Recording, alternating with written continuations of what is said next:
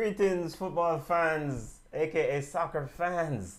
Welcome to Ball Chat Live on Facebook. I'm Benton and I'm my brother. Junior, how are you doing? Well, I'm good and I'm here. And it's a wonderful day to watch and discuss some football. Yep. And football fans, we always incorporate different opinions. And today is no other. And today we have a special guest. Come on, is away, but we have a special guest. By the way, big up yourself. Come on out there. Love to you and the family. But on this platform today, we have a special guest, Mr. Stell, coming in from the UK, a host of Shoot the Defense podcast in the United Kingdom. Stell, how are you doing, sir? I'm great, thanks, gents. Thanks for the invitation and good afternoon, I guess. It's afternoon in the States or wherever you are? Late afternoon, early evening. Late afternoon, early, yeah. Well, it's quite late for me, but you know what? It's always a pleasure coming on a football show, especially one such as yours. It's a great stuff. I've been listening to it the past few weeks, actually, and I'm hooked. Likewise, we also hooked to your show, and Shoot the Defense is something that we look forward to hearing also, Stell. Yeah. Oh, thank you very much. You know, much love. When does, just for our listeners to know, when does your show airs? Well, we record it usually on a Monday, so it's usually available Tuesday morning. So it'll be early hours of Tuesday morning for you guys. Right. But it just depends on who I can get on. Sometimes I do interviews, and it depends on the guests as well when they can do it. I've got a few lined up for this week. In fact, one guy you guys have probably heard of, Deville, the singer, the reggae artist. Yeah. I've got him lined up for this week, so I'm hoping to have him on probably Wednesday. Okay. So yeah, that'll be an interesting one. So yeah, usually the review shows like the ones that you do, we record them Monday nights, and it's usually out Tuesday morning.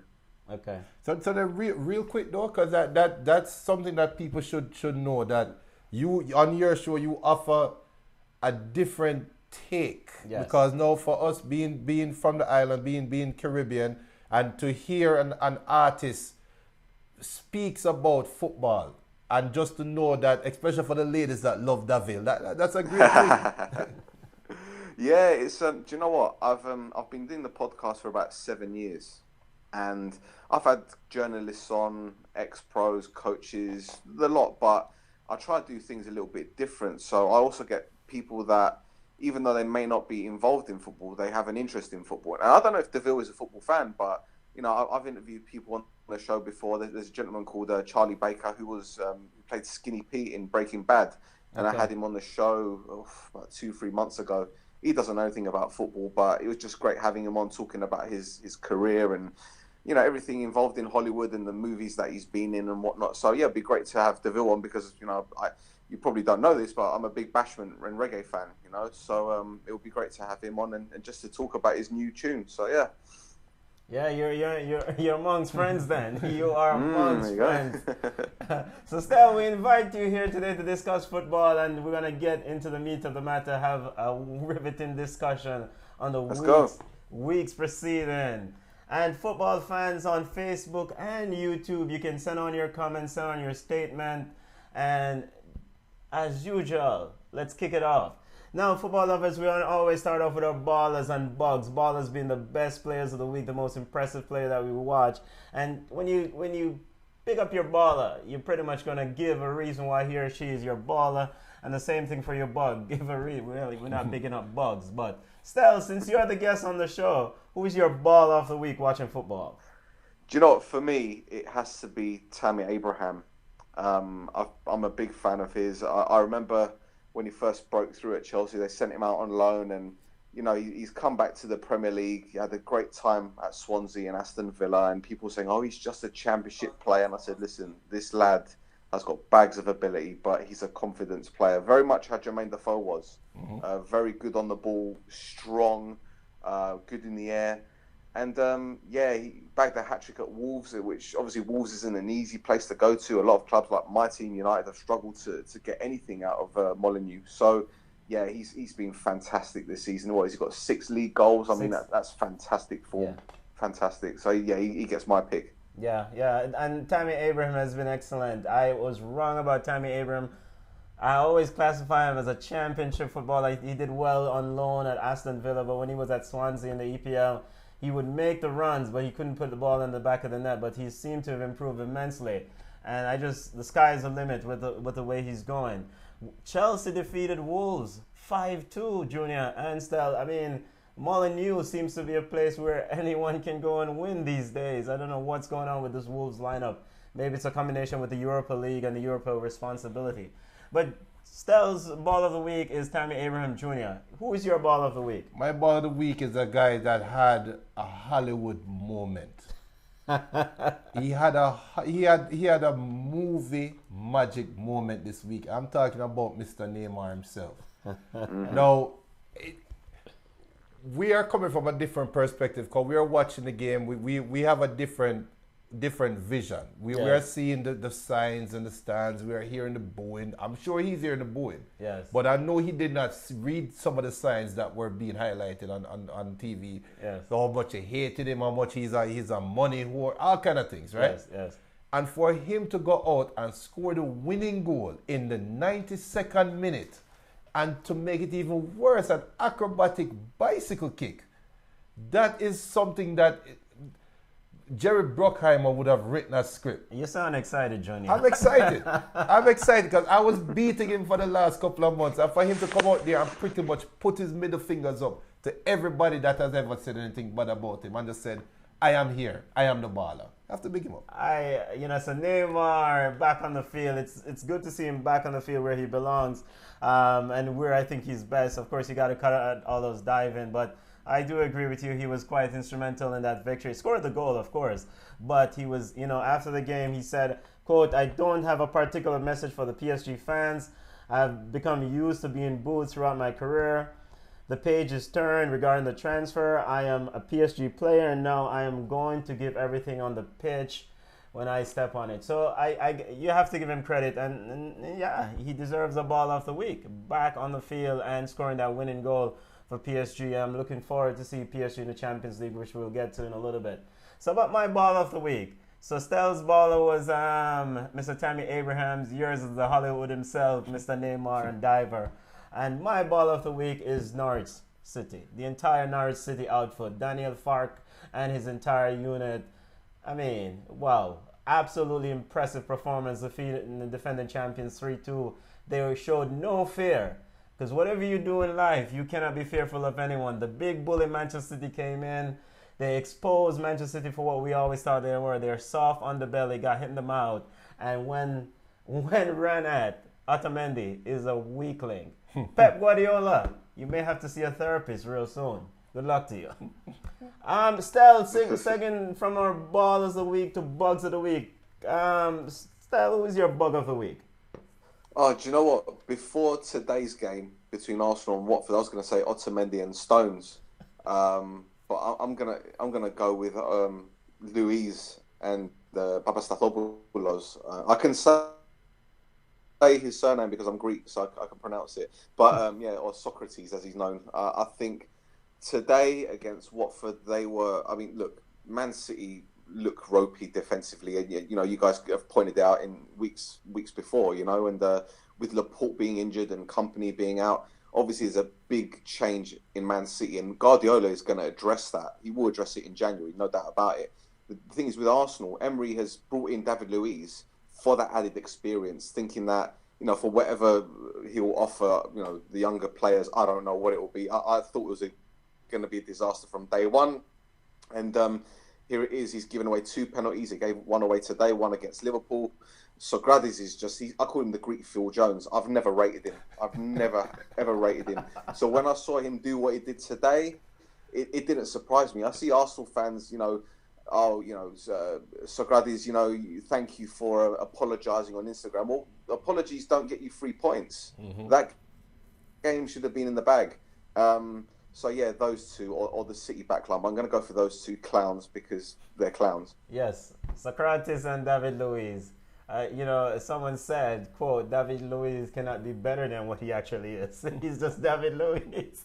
Unai Emery on the Arsenal board, they're the idiots behind him. Sure. 2 penalties given away in 5 games. Did he play all 5 games? But 2 penalties. He's terrible.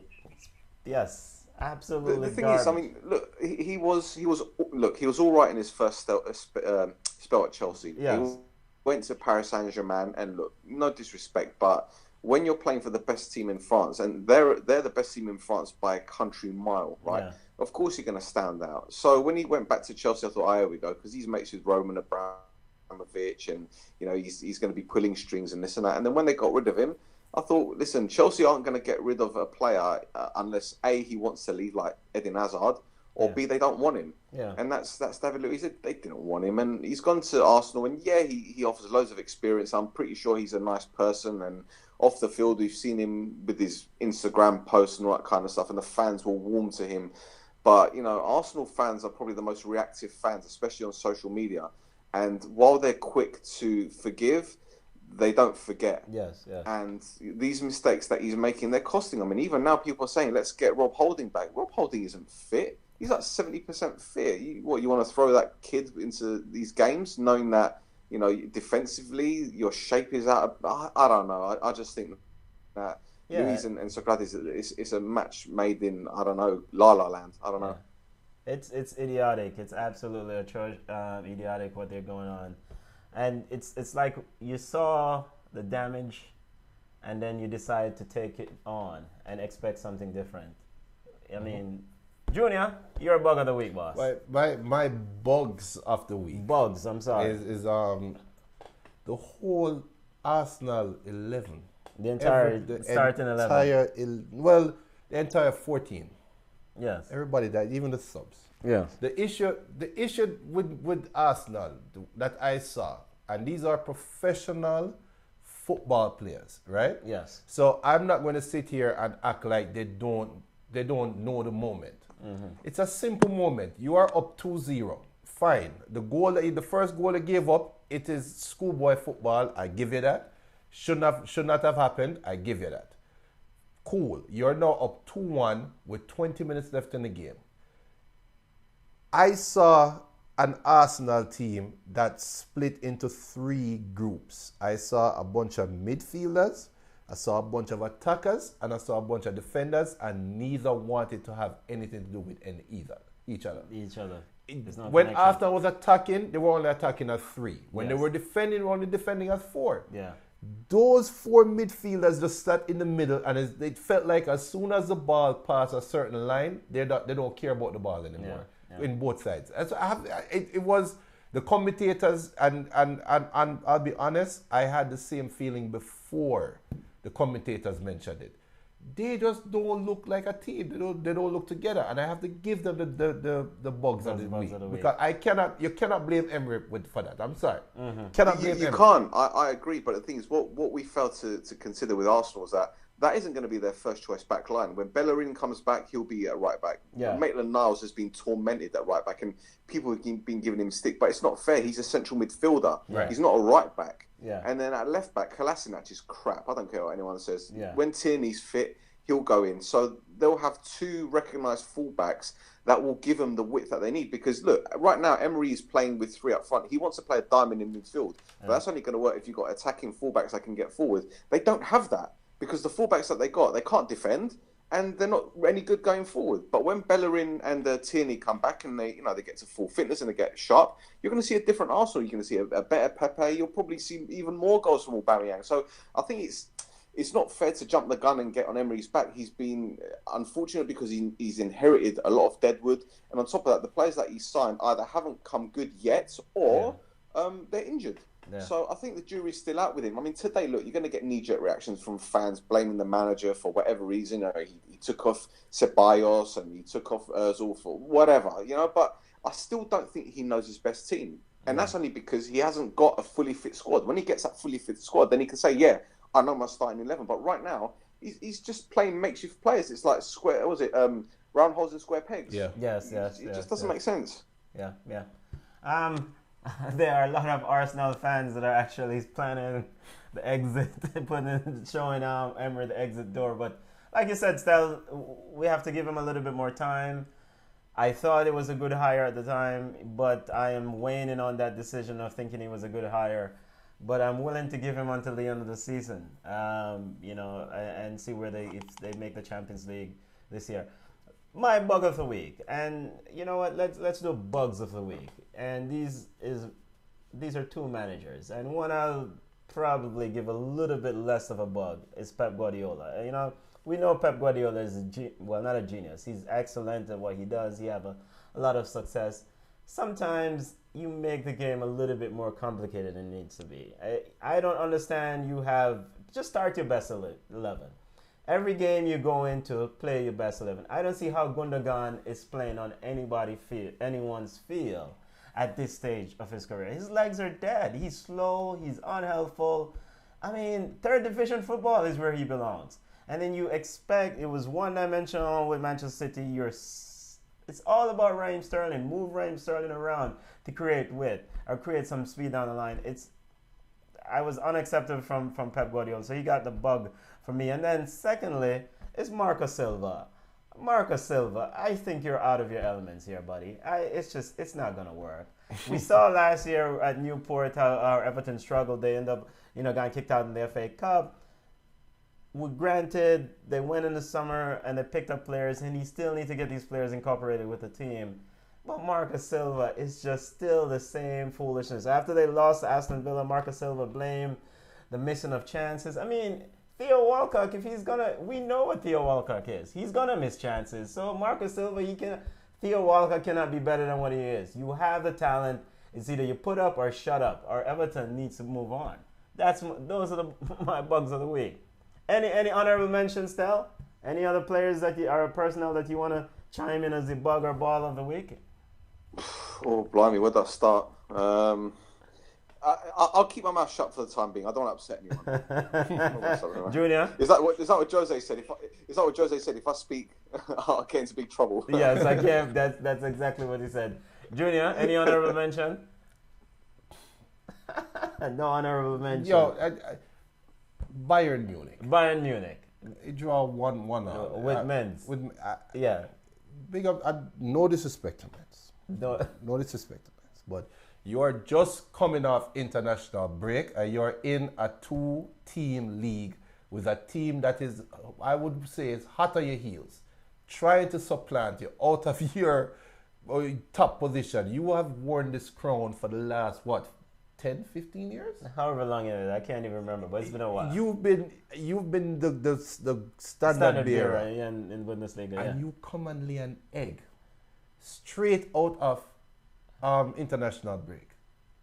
And the squad is deep too. The very deep squad.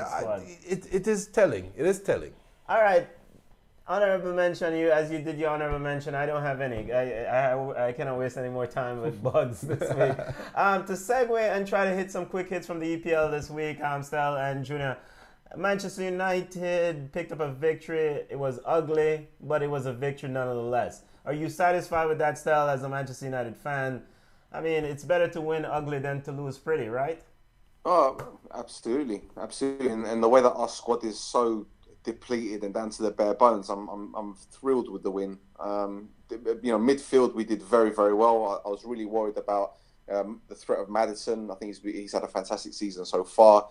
We completely nullified Jamie Vardy. I thought his pace was going to kill us, but he didn't get in behind us. I think Ashley Young, who has been heavily criticised for the past 2-3 seasons, I think he come in. Well, it seems like we may have lost Stel there. Oh, Stel? We'll work on getting him back. Let's see, we're making a connection. In the meantime, Michael Starboy said, Walcott is just a fast Englishman. That he is.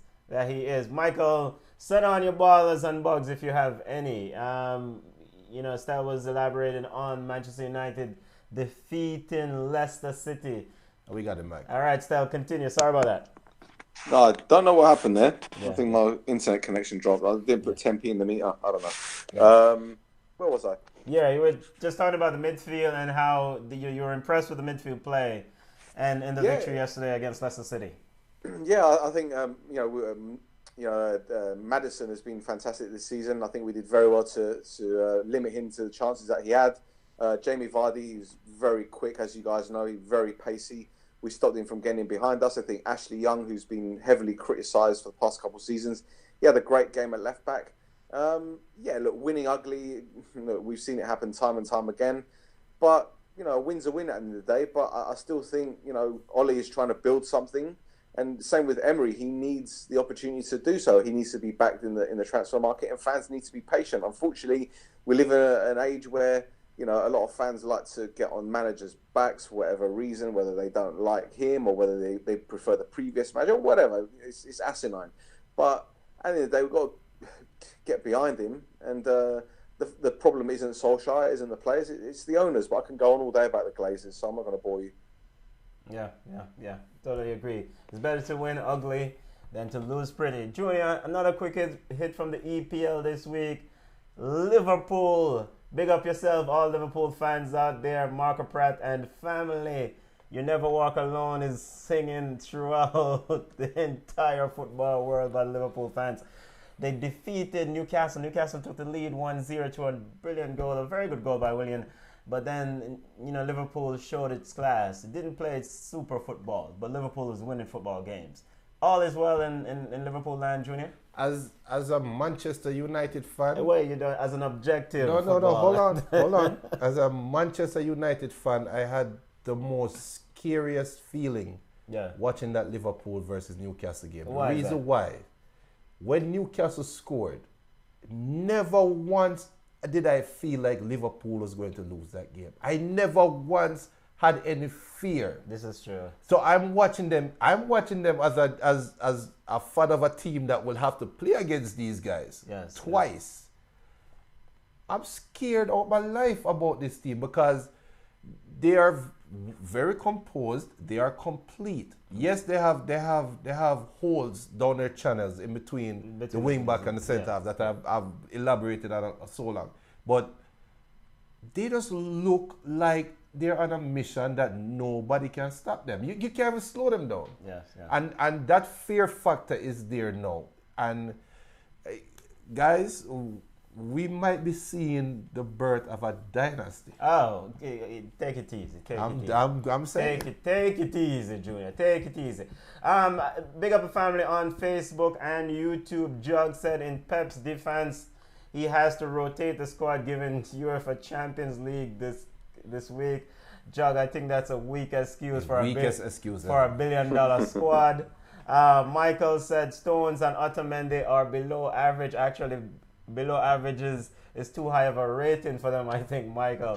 Another quick hits from the EPL style Chelsea. And Chelsea is doing quite well. And Mason Mount, are you impressed with the way Mason Mount is pretty much, earlier on, there was question about whether Mason Mount is really ready for this level of football. But it seems like Frank Rijkaard had made a good call there, and this kid seems to be playing quite well. Yeah, he's a good footballer. Did well at Derby on loan last season under Lampard, and he's come in and he shows no fear. But let's be 100% honest. I mean, we've always known that Chelsea have got a decent academy. It's just that they haven't delved into it. They'd rather put players out on loan or just ignore them. Chelsea have got a lot of good young players in that squad, and as we're seeing now, they're bearing the fruits of their labour, so to speak. I think Mason Mount is a good player. The only thing I will say is that yes, he's young, and obviously the Premier League is very, very demanding. I know he played about 40 odd games in the Championship last season, and even that league is horrible. But when you got Champions League and you got these other games, FA Cup games, let's see how he copes with the pressure. He got called up to the England squad, which is a great achievement for him. But at the same time, I'm thinking, just again, let's not get too ahead of ourselves. Chelsea fans are getting excited, and they're well within their rights to do so. But we've seen players, younger players, or people that are deemed as even more talented, fall by the wayside because they haven't been able to cope with the pressure. I mean, look, Mount has got a good manager there that has been there and done it, and I'm pretty sure Lampard has been giving him advice. So let's just hope that he keeps his head screwed on and we don't see him in the newspapers getting drunk and falling out minicabs or whatever, because that's what English players seem to do these days.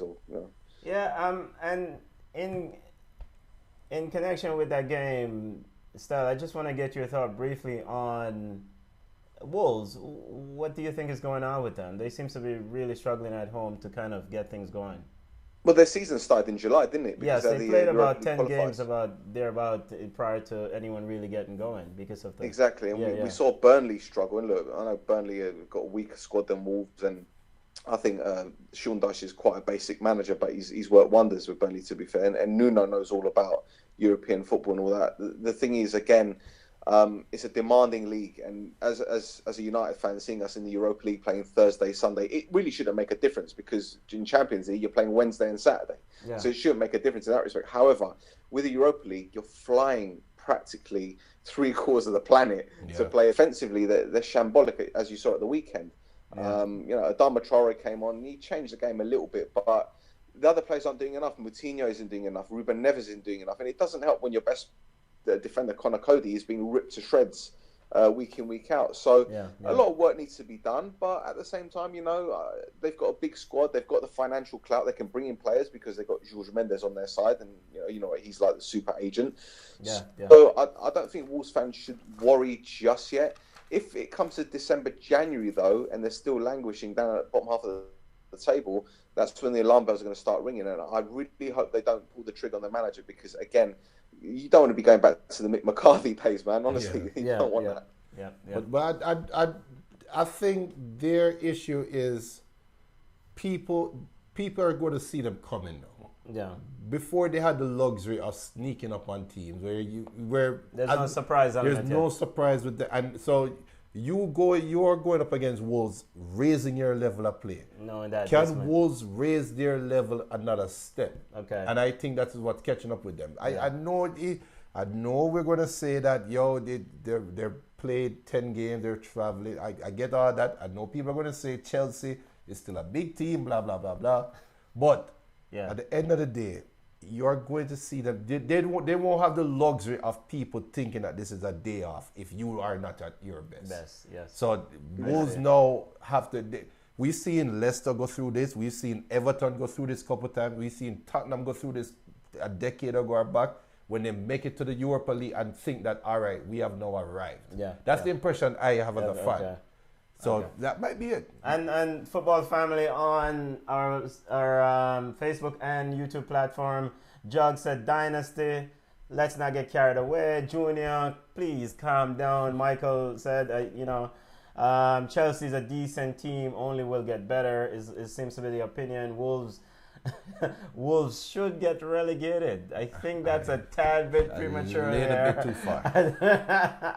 Tad bit premature. The thing is with Wolves that would concern me if I was a Wolves fan, and I shouldn't really be questioning the manager, but they only seem to play one system. I don't know if he's got a plan B. Do you know what I'm saying? They seem a bit too one-dimensional, and also the other thing is that they invite teams onto them. And that's when they're at their best, when they hit teams on the counter. That's when they're at their best. So when they got to the semi-final against Watford, I was saying to my mates, I was like, I think Watford are going to beat them. If it came to the cup final against City, I would have given Wolves a better chance than City because the way that City plays suits Wolves. They can hit them on the counter. So I don't know if Nuno is kind of anticipating that maybe clubs have sussed them out. I didn't watch the game on Sunday. I only watched the highlights. But the goals that Wolves conceded, it's very unlike them. They were being hit on the counter-attack for most of the time. So, and obviously there was that fantastic strike which gave Chelsea the lead. But I just think that Nuno might have to change his game a little bit. So I don't know whether he's going to be out of his comfort zone. Yeah, and regarding Nuno, and I know we want to segue to a couple of the quick hits in the EPL and around Europe before we set up a couple of games.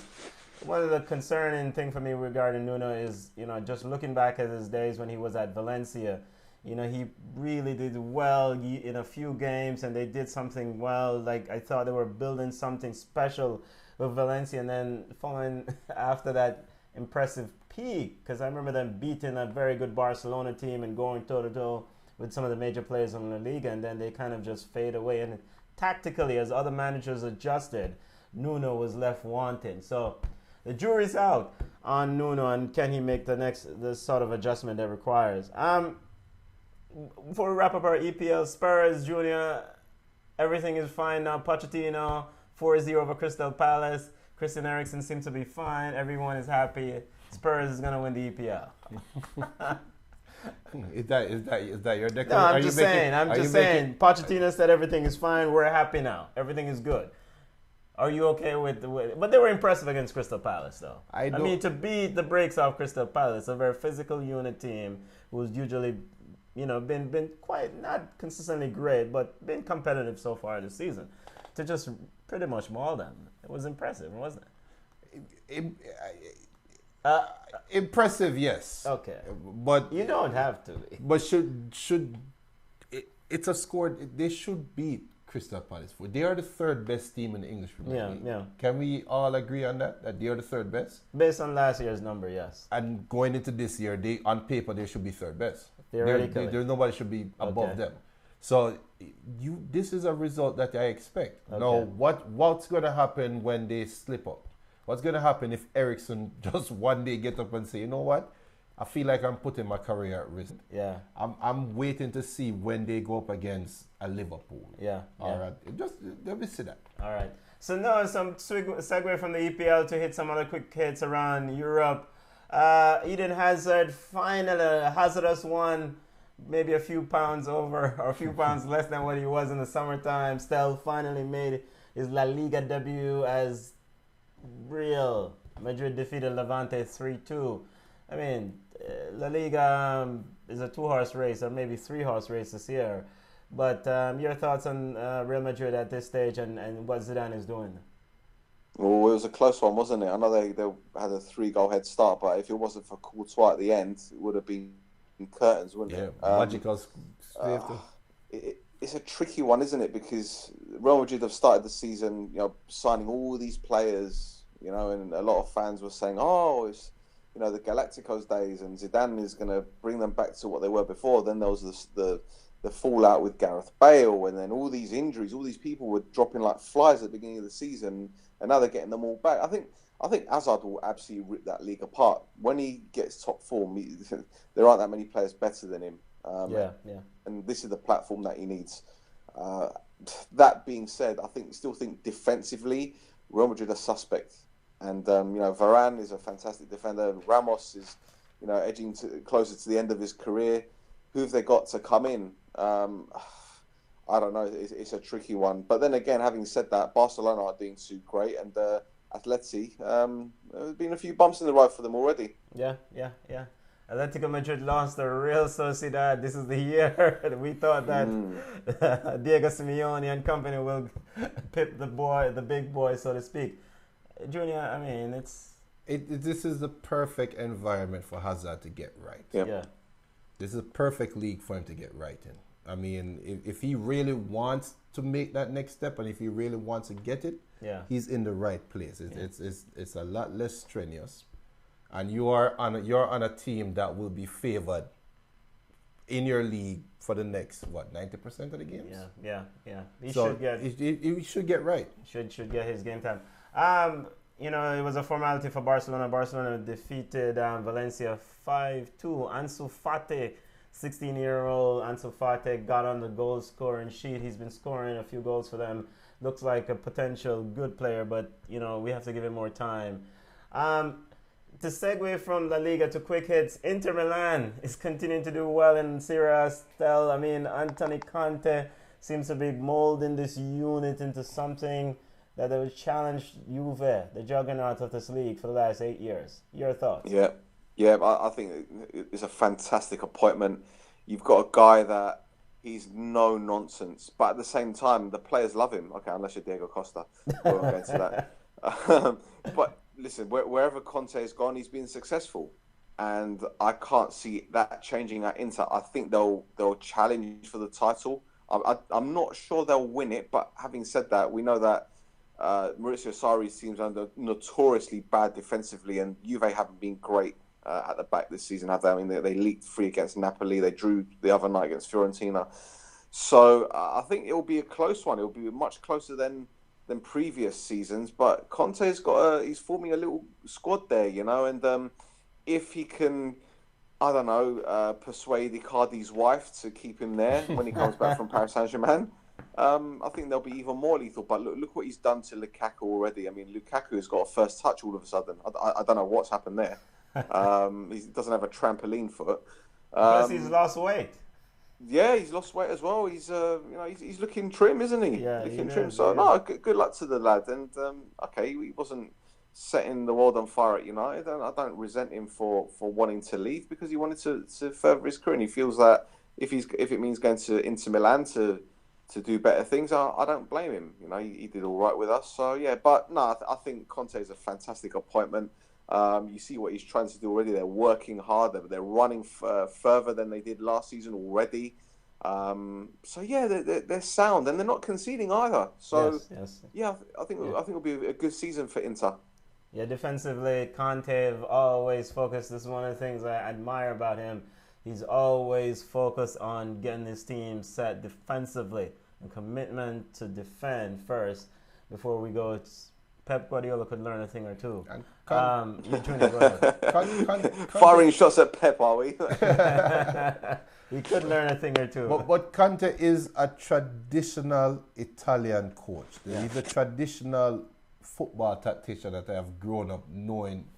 Italy is accustomed to be. Yeah. He makes it so simple. Yeah. All you have to do is to be physically fit, and you can do something in Conte's system. And he's simplified. That's why he's a perfect coach to take over a struggling team that has the backing, has the talent, but just need direction. He's the perfect coach. Okay. Now, Lukaku is a different story.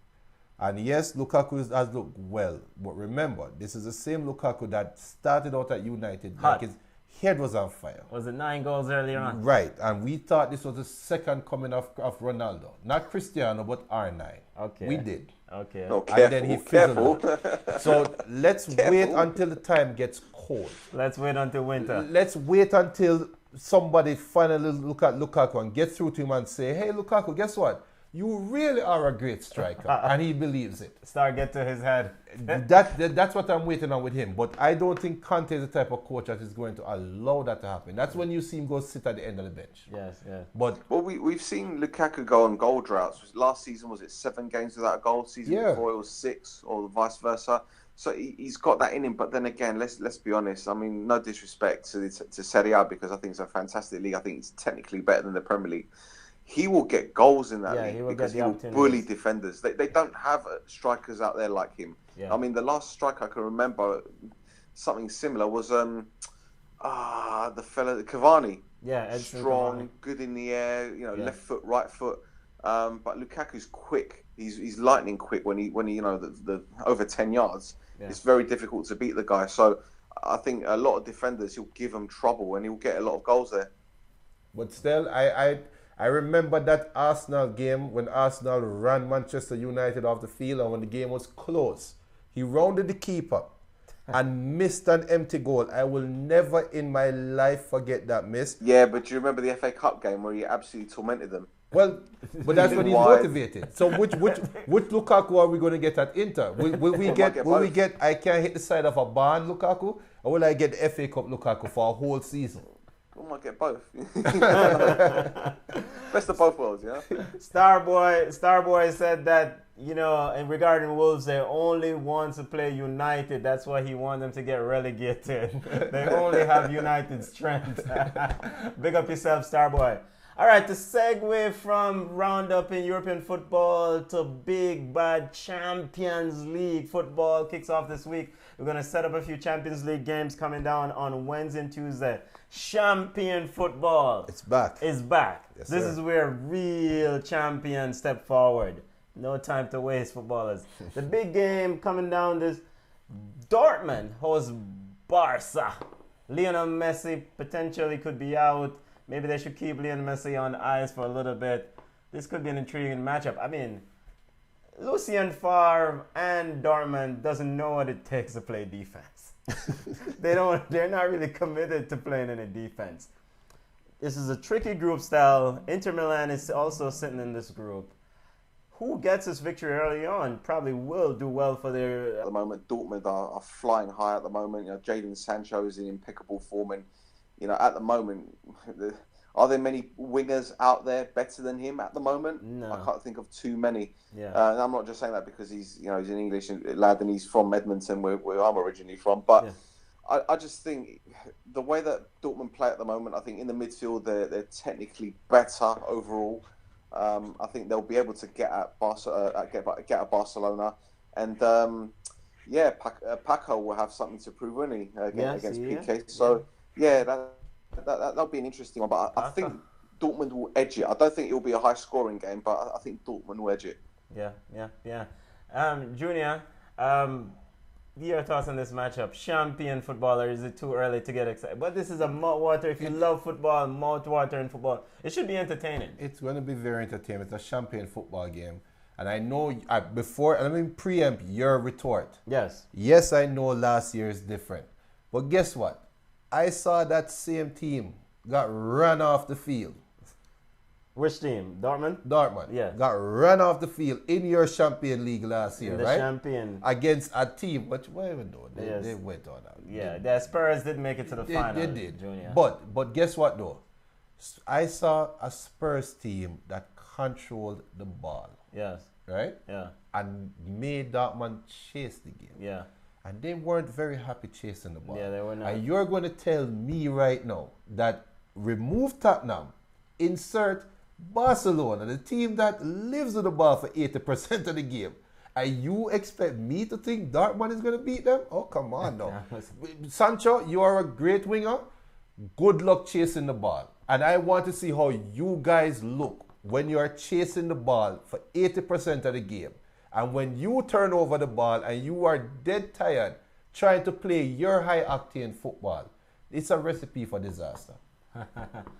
Key matchups for you, key personnel in this game. Is it all about Jadon Sancho for Dortmund still, and for Barca?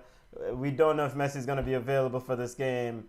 Just going on this notion that he will not be available. Who's the key person that you think for Barca? Well, didn't Suarez come off the bench and score twice? At the weekend. Yeah, Suarez came off. Yeah, that's a big boost for him. That's a very, very big boost for them. So yeah, listen. As much as I don't like him, I can't fault him as a footballer. I think he's a fantastic striker, and he's one of those players you just don't like playing against. You know, his movement is fantastic. His link-up play is brilliant. He knows where the goal is. So yeah, Dortmund will have to be Hummels will have to be on point against this fella because he can destroy you. But at the same time, you know, as I said, Dortmund are in good form and they'll be going in this game with a lot of confidence. And look, if you can't raise your game against one of the best teams in Europe, then you got no chance of winning this competition, let alone getting out of the group stage. Yes, you have no chance. Key for you, if you can't raise the game. Fekir. Yeah. How do you pronounce it? The coach? No, man. Fekir. The French. Nabil Fekir. He's not at any of these teams. Is that? No, he's at Betis. No. The other guy, the kid. Wake up, Manchester United. No, the kid from Barcelona. What's his name? Is it Ansu Fati? Who is this? Yeah, the guy that scored the 3 goals so far. Yeah, Ansu Fati. That's what I said. Yeah. Ansu, you trying to say Ansu Fati is the key here? That is my key. The guy that I cannot pronounce his name and I don't know him. All right. I want to see how he plays in champion football. He's a heir apparent to Messi. He's now the guy that it's Messi only should be 3 passing. games in heir apparent. It doesn't matter. He's the guy that Messi should be passing the button to. Let me see how he performs. Griezmann should be. Let's see how Griezmann does in this. All right, the segue from Barca versus. As we close in, we need to get a few games out of the window here. Thoughts on the game, a few games. Napoli versus Liverpool. Napoli hosts the defending champions still. I mean, Napoli is just going to defend and try to counter. Will Liverpool just defend and try to, rule of thumb for Champions League is try to win at home and get a point or a few points on the road? What Liverpool will turn up? What do you think? Oh, difficult one because they lost at Napoli last season, didn't they? Yes, they did. Late. They lost 1-0, yeah.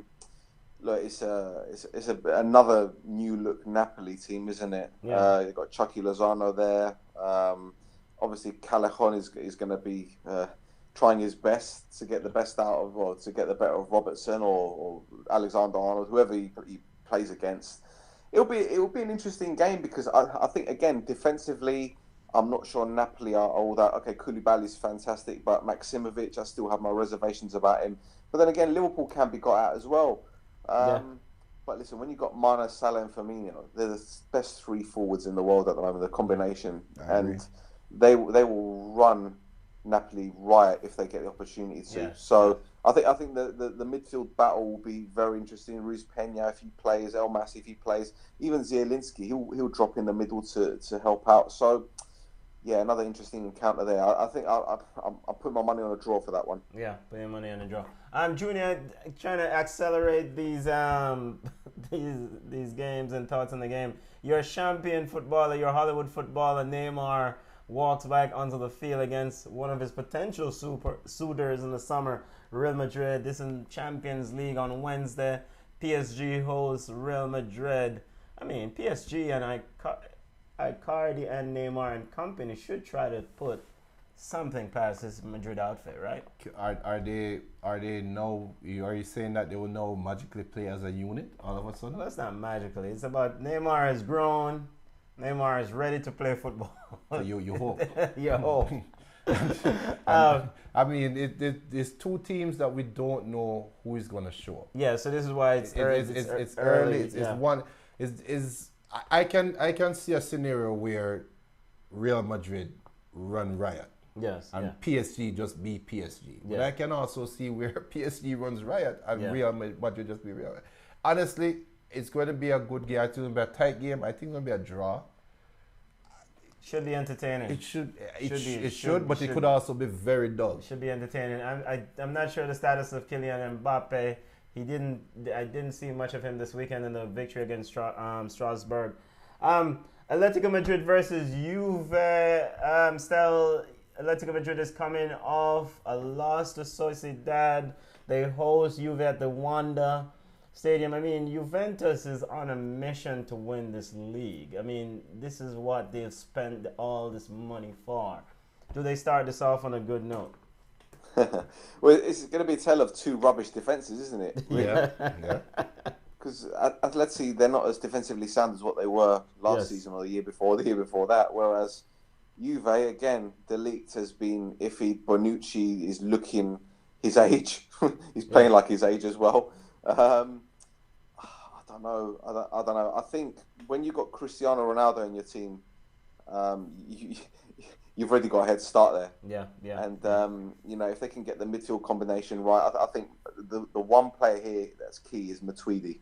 Yeah. I think he'll do a lot of running because obviously Saul is a fantastic midfielder, and obviously we've got João Felix who's coming to the fold, and he'll want to have something to prove, won't he? I know he's still a teenager, but so this game will be big, very very big. But then again, when you look at Juve, they've got Douglas Costa's back in the team lineup, and he's a very very direct player, so it'll be very interesting to see how he gets on. Is it in Turin or is it in Madrid? It's in Madrid. It's in Madrid. Yeah, it's in Madrid. Yeah, it's in Madrid. Oh, do you know what? I'm sticking my neck out. I'm going home win. Yeah. They probably win from last year because they need a revenge. Because last year exactly. they won at home and then wet the bed in Turin. So. Yeah. Cholo, Diego Simeone fighting. He said, "Well, we got big balls. They will need them. They will need them for this games." Michael said, Junior, heir apparent regarding Messi and Ansu Fati. It's like you're smoking something, Mike. Junior, that's what. Champions football kicked off this week, or is kicking off this week. Games are on Wednesday and Tuesday, 3 p.m. Eastern Standard Time in our media market on TNT. I guess this year we have boring coverage again. Mm-hmm. To set up a couple games in the EPL as we get ready to the home stretch of our show, Chelsea versus Liverpool is a major matchup this coming down the pipe. Is this where Liverpool finally lose a game still? Trust me, we do not want a one-team league this year. And this game is at Chelsea. Yeah, I think it depends on injuries, really. If Liverpool come back with a couple of injuries, it will be difficult against Chelsea. But that being said, Chelsea went with three at the back, didn't they? They went with Tomori, Christensen and Rudiger. And they haven't been great defensively. I know they scored 5 goals at the weekend, but they still conceded. And against Liverpool, who get 2, 3, 4 goals a game, it could get ugly. You got Alonso at Chelsea. You got Azpilicueta, not very quick at fullback. Mane and Salah can really run right. But again, the midfield battle is key. I keep saying this. Liverpool got Wijnaldum, who's powerful, he's great at getting forward. Henderson, okay, I wouldn't say he dictates tempo, but his positional awareness is great. and then you've got Fabinho who can spray balls left, right, and centre. So they're going to be against Kovacic and Jorginho more than likely. Two central midfielders that aren't really great defensively. I don't know if Kante is going to be ready for that game as well. I'm not sure. Not Kante, sorry. Well, it is Kante, isn't it? N'Golo Kante. Yeah, N'Golo Kante. So, so I'm not sure if he's going to be available for that game. So, yeah, again, it depends how fit Liverpool's players are. Do Chelsea have a Europa League game? Yeah, Chelsea has a Champions League. They play Champions League, Valencia. Why did I say Europa League? Because they won Europa League last year. Yeah, there you go. I got so used to Chelsea playing Europa League football last season when it's United. Oops. So yeah, again, away win. Yeah, but I think maybe while we think of Chelsea in the Europa League, maybe they have a Europa League manager and a Europa League. Yeah, possibly. So we'll see. Junior, the Champions League matches will have a big impact theoretically on these games this weekend and this big matchup. You know, one argues that Liverpool going into Napoli is a tougher matchup as opposed to Chelsea, playing Valencia. And I'm not sure if the Chelsea-Valencia game is at Stamford Bridge, but how do you see this matchup in the EPL? I mean, this is the first time for Lampard having to be able to juggle the big boy champion football and also the league play as you try. But the reality is everybody knows Chelsea has no chance winning the Champions League. So I don't think Lampard has that big of an issue preparing his team mentally for the Champions League. I don't even think his team knows. I think his team knows they can't win the Champions League. They're going to look towards a Liverpool game, and I'm telling you this right now, and you can put me on record for saying this. Yes, you are on record. Mr. Abraham, Tammy Abraham, is going to give Virgil, for the first time, some competition, some problem, because he has the speed, he has the power, and like I've been saying for a very long time, that channel in between the centre halves and the wing backs for Liverpool are cat feeding. Yeah, it's a place where you can get Mount and Pulisic on either side. They can do something. Now, the midfield and Liverpool is the best team in the league and they can easily score 4 goals. I can see Chelsea scoring 3. Okay. So, guys, don't be surprised if Liverpool does not get the result that we think they should get. But if I had to bet on it... How do you think Chelsea can approach it, though? Because, we saw them in the Super Cup where they were happy to defend deep and then hit Liverpool on the counter with Pedro and obviously Pulisic and whatnot. Do you think they're going to go with the same sort of system or they're going to go 3-4-3 like they did the other weekend? I think they're going to go like how they went against Manchester United to start the year. Really? Because Abraham seems to now find his purple patch. And let's not forget, if Abraham was scoring like he is now at the start of the season, Man U would have got murdered that first game. Okay. Chelsea came out aggressive. They won the midfield. Now, probably they can't win the midfield against Liverpool. But you can at least neutralize the midfield. And chances are, Henderson is going to play against Chelsea. Chances are. Because they have to play the Champions League game. Mm-hmm. So chances are you're going to be playing against a weaker Liverpool midfield.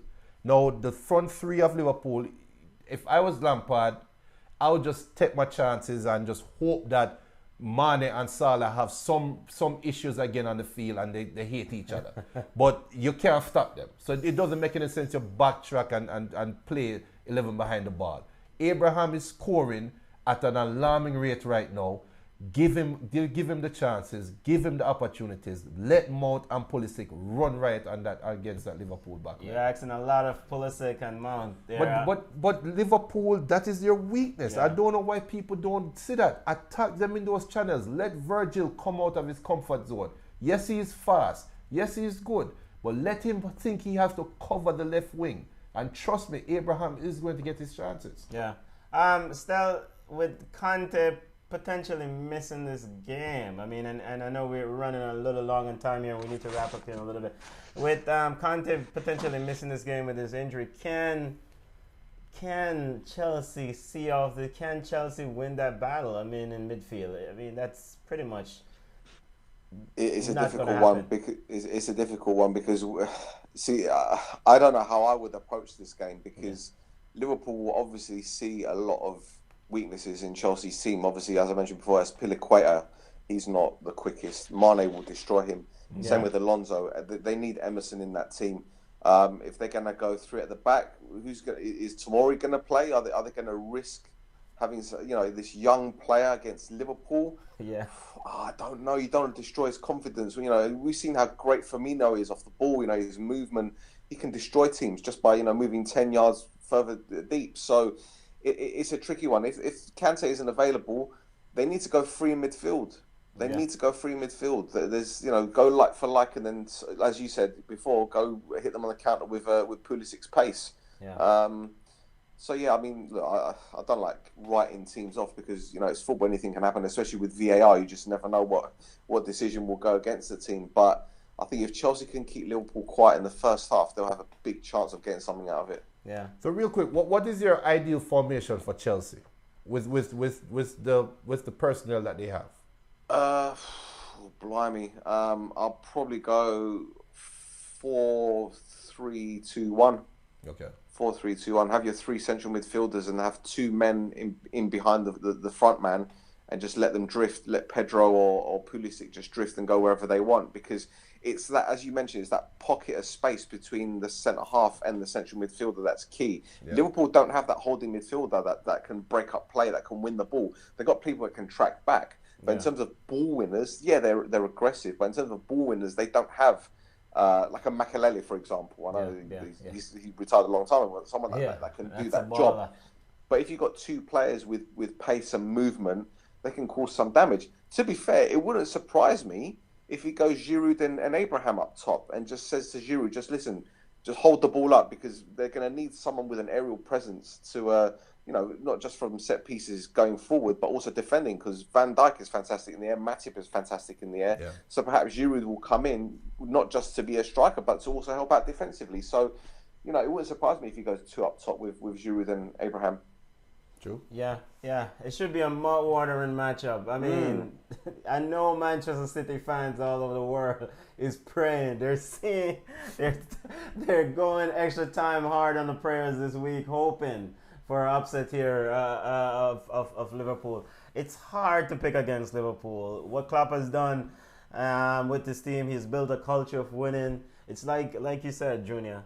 When you see a team even score on them, there's this notion that they will not lose, and until that happens, I am not going to pick against them. They're a stand-up and an excellent unit. Final words. Any final statement as we wrap up the show? Went really long today, but it was a wonderful and fascinating discussion. Final say, Stel, how about you plug yourself, put out your links on social media, let us know how people can connect with you, and we're looking forward to the next episode of Shoot the Defense. When is Deli Round? Is it what? Deli Rounds or Nelly coming on? Davil, he's coming hopefully Wednesday. Hopefully Wednesday. But tomorrow night you're jumping on, aren't you? Yes, I will. We will be there. Jump on. Yeah. And I've got another special guest coming on co-hosting, because I've got Rodri Giggs, and Rodri's a very good friend of mine, and he's been hosting for a while with me. Yes. And they've got yourself, and I've got another person, and I'm gonna reveal it tomorrow. I'm gonna tell you. But I think you guys will like him. I think you guys will appreciate him. I'm looking forward to it. So sounds like Roy Keane. Roy Keane? No. He's not as aggressive as Roy Keane, but you guys will know him. Or is it Michael Owen? No, oh goodness, no! I don't want to bore people. For crying out loud, I want people to listen. I don't want them to fall asleep. I don't know if any of my listeners have got insomnia. If they do, then let me know. I'll get Michael Owen on. Don't worry, you're not Alan Shearer. He won't be mad at you. Listen, paint watches Michael Owen dry. Tell football fans how they can connect with you, Stel, on social media. How can people link up with you? Great stuff. Well, look, first of all, lads, thanks for inviting me on. It's been a great show. Thank you very much for your time. You can find me on Twitter at Uncle Stel, or if you want to follow Shoot the Defence, which is at Shoot the Defence. We have a Facebook group page. Not many people use it anymore. I don't know why. Maybe just people getting old. I don't know. But and that's it, really. So yeah. And we're looking forward. I'm looking forward to joining, linking up with you guys tomorrow on your platform, and getting to talk to Michael Owen?